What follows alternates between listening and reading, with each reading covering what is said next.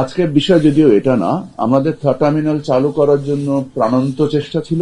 আমি নিজে ব্যক্তিগতভাবে জাপানিজ প্রাইস মিনিস্টারের সাথে মিটিং করেছি, আমরা দর কষাকষি করেছি, আমরা চেষ্টা করেছি, বাট আমাদের প্রচেষ্টা সম্ভবত সফল হয়নি। সো আমরা এটার যে পদ্ধতিগত যে প্রয়োজনগুলো রয়েছে পরবর্তী কর্মকাণ্ডের জন্য, সেই পদ্ধতিগত প্রয়োজনগুলোকে আমরা সচল করার পদ্ধতিতে বর্তমানে নিয়োজিত আছি এবং পরবর্তী সরকারি বিষয় ছিল। আমাদের আবহাওয়াজনিত যখন বৈরী অবস্থা তৈরি হয় তখন সামান্য কিছু ফ্লাইট ডাইভার্টেড হয়। আমরা যদি ক্যাটাগরি 3-তে উন্নীত করতে চাই আমাদের এয়ারপোর্ট, তাহলে উত্তরার অনেক বাড়িঘর আমাদেরকে ভাঙতে হবে। সো এত বিশাল ভাঙতে হবে যে ভাঙাটা আমাদের জন্য প্র্যাকটিক্যাল না, বাস্তব না। এই কারণে আমাদের এ পর্যন্ত আমি যেটা নিউজ পেপারের রিপোর্টে দেখেছি প্রায় 9টা ফ্লাইট ডাইভার্টেড হয়েছে। সো বছরে যদি এরকম 20-25টা ফ্লাইট ডাইভার্টেড হয়, এটা সম্ভবত আমাদেরকে মেনে নিতে হবে। আমাদের কক্সবাজারকে আমরা চেষ্টা করছি যে এটাকে ক্যাটাগরি 3-তে ডাইভার্ট করে, কারণ কখনো কখনো আমাদের ফ্লাইট কলকাতাতে যায়, কখনো ব্যাংককে যায়। তো আমরা যদি কক্সবাজারকে ক্যাটাগরি 3-তে উন্নীত করতে পারি, তাহলে আমরা হয়তোবা ফ্লাইট ডাইভার্ট করে কক্সবাজারে নিয়ে যাবো। আমাদের কক্সবাজারের রানওয়ে ঢাকা রানওয়ে থেকেও বড়, ঢাকার 10,500 ফিট, কক্সবাজার 14,000 ফিট।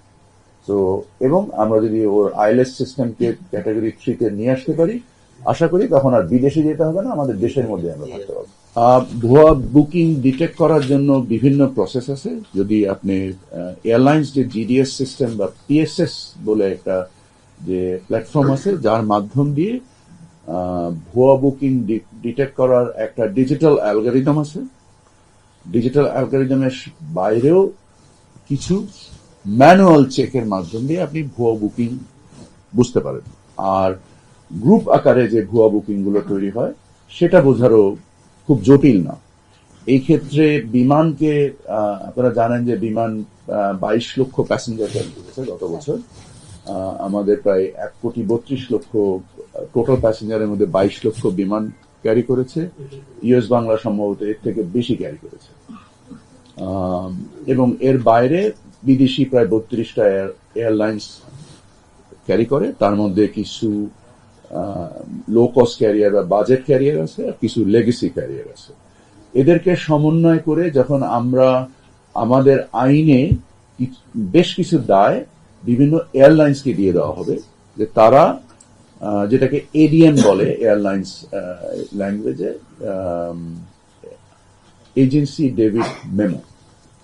সো আমরা এইটা প্লাস আমাদের যে ফলস যে বুকিং গুলো হয়, যেটা ফ্লাইটের আগে আগে অনেক সময় ক্যান্সেল হয়, এবং এটার মাধ্যমে যে রিফান্ড জেনারেট করে, অনেক সময় প্যাসেঞ্জাররা যাত্রীরা রিফান্ড প্রপারলি পান না।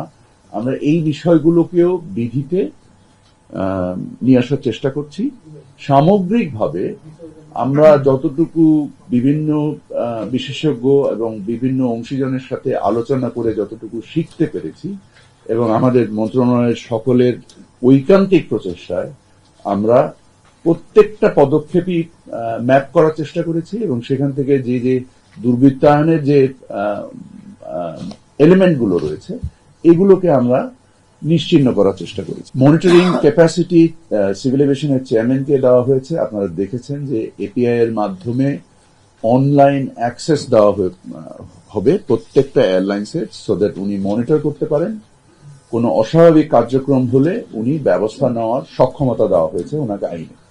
আজকের বিষয় যদিও এটা না, আমাদের থার্ড টার্মিনাল চালু করার জন্য প্রাণান্ত চেষ্টা ছিল। আমি নিজে ব্যক্তিগতভাবে জাপানিজ প্রাইস মিনিস্টারের সাথে মিটিং করেছি, আমরা দর কষাকষি করেছি, আমরা চেষ্টা করেছি, বাট আমাদের প্রচেষ্টা সম্ভবত সফল হয়নি। সো আমরা এটার যে পদ্ধতিগত যে প্রয়োজনগুলো রয়েছে পরবর্তী কর্মকাণ্ডের জন্য, সেই পদ্ধতিগত প্রয়োজনগুলোকে আমরা সচল করার পদ্ধতিতে বর্তমানে নিয়োজিত আছি এবং পরবর্তী সরকারি বিষয় ছিল। আমরা আশা করি আপনাদের মাধ্যম দিয়ে আমরা যাত্রী অধিকার এবং এই সেক্টরে আমাদের যে প্রবাসী যারা শ্রমিকরা কাজ করেন, তাদেরকে যে যে প্রতারণা তৈরি করা হয়েছিল বিভিন্ন সিন্ডিকেটের মাধ্যমে, অসাধু এয়ার অপারেটর, অসাধু জিএসএ, অসাধু ট্রাভেল এজেন্সি, এই অসাধুতাটাকে আমরা থামাতে চেয়েছি। আর যারা ভালো তাদেরকে আমরা আশা করি তাদের মাধ্যমে বাজারে সুষ্ঠু প্রতিযোগিতাশীল, আমি যেটা আগেও আপনাদেরকে বলেছি যে টিকিটের মূল্য কমানো আমার লক্ষ্য না, টিকিটের মূল্য যৌক্তিককরণ আমার লক্ষ্য। আমি মনে করি যে এখনো টিকিটের মূল্য যৌক্তিক হয়নি। আপনারা দেখেছেন যে টিকিটের মূল্য অলরেডি 40 থেকে 50% কমে এসেছে, বাট সেটাও আমার কাছে যৌক্তিক মনে হয় না। আমি মনে করি টিকিটের মূল্য আরো কমা উচিত। বাট এই যৌক্তিক পর্যায়ে আনার ক্ষেত্রে আপনারা প্রয়োজনীয় সংবেদনশীলতা তৈরি করবেন। আপনাদের অনুসন্ধানের মাধ্যমে যারাই দুর্বৃত্তায়নের সাথে সংশ্লিষ্ট, সে যেই হোক, তাদের ব্যাপারে আমি আপনাদের কাছে বিশেষভাবে অনুরোধ করব যে এটা আপনাদের গণমাধ্যমে প্রকাশ করবেন, যার ফলে মানুষ এ ব্যাপারে সচেতন হয় এবং প্রতারিত না হয়।